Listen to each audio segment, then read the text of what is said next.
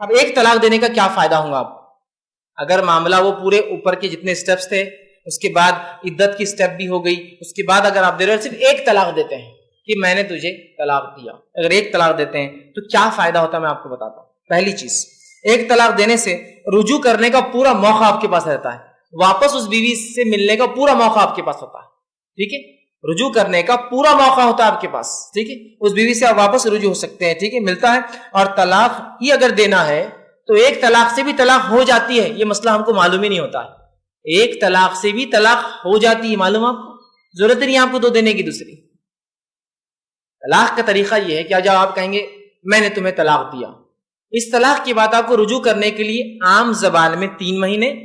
یا خاص الفاظ میں 3 حیض کا وقت ہوتا ہے عورت کے، لیکن چونکہ اب معلوم نہیں تو ایک عام زبان میں 3 مہینے کہتے ہیں اسے، ٹھیک ہے، 3 حیض کا وقت ہوتا ہے۔ تو ایک آدمی نے کہا میں نے تجھے طلاق دیا، سارے سٹیپس کے بعد، سارے اصولوں کے، شریعت کے ساری باتوں ادب کا لحاظ رکھتے ہوئے، اس کے بعد وہ کہتا ہے میں نے تجھے طلاق دیا، 3 اگر حیض گزر گئے، 3 مہینے گزر گئے، اگر وہ چاہے تو رجوع کر سکتا ہے۔ رجوع کرنے کے لیے صرف بات کرنا بھی کافی ہے کہ بھائی آ جاؤ میں اب واپس تم سے ملنا چاہتا ہوں، ٹھیک ہے، تو رجوع اگر کرنا ہے تو 3 مہینے میں کر سکتا ہے۔ لیکن اگر 3 مہینے ہو گئے، ٹھیک ہے، تو یہ طلاق پڑ جاتی ہے، یہ طلاق پڑ جاتی ہے، بیوی آپ سے الگ ہو جاتی ہے، اب وہ چاہے تو دوسری شادی کر سکتی ہے، ایک طلاق سے بھی کام ہو جاتا ہے نا۔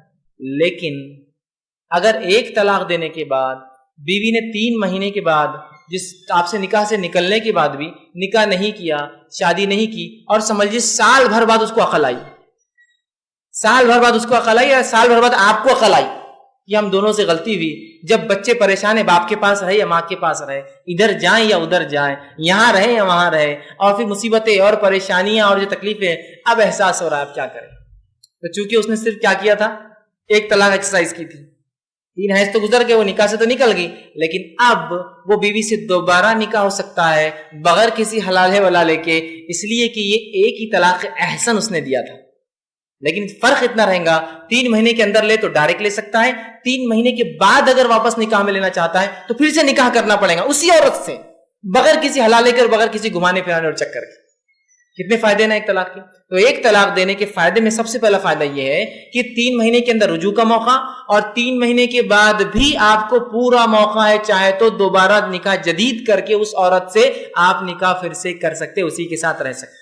پہلا فائدہ کتنا اچھا ہے نا۔ اور اگر نہ لینا چاہے آپ واپس نکاح میں تو چھوڑ دیجئے، اس لیے کہ وہ تو آپ کے نکاح سے 3 حیض کے تو خود نکل جاتی ہے، چاہے تو دوسرا نکاح کر لے، ہے نا، آپ کر سکتے نا، تو پھر کیا ضرورت ہے خواہ 3 استعمال کرنے کی جب ایک میں کام ہو جاتا ہے آپ کا، تو ہے نا۔ دوسرا فائدہ،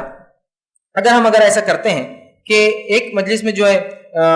ایک ہی طلاق دیتے ہیں اور اس کے بعد چھوڑ دے 3 حیض، تو اس کا سب سے بڑا فائدہ تو یہ لگا دیا کہ آپ کو رجوع کرنے کا موقع ہے، اور 3 مہینے کے بعد بھی اگر چاہے تو اسی بیوی سے نئے مہر کے ساتھ جدید نکاح آپ کا بہرحال ہو سکتا ہے۔ اسی طرح جو ہے اگر ایک طلاق دے دی اور 3 حیض کے بعد بھی بہرحال وہ چاہے تو بہرحال اس کو جو ہے رجوع کر سکتا ہے۔ رجوع کرنے کا الحمدللہ پورا طریقہ میں نے آپ کو بتا دیا، اور اس مسئلے میں کسی کا اختلاف نہیں، کسی مسلک میں اختلاف نہیں اس مسئلے پر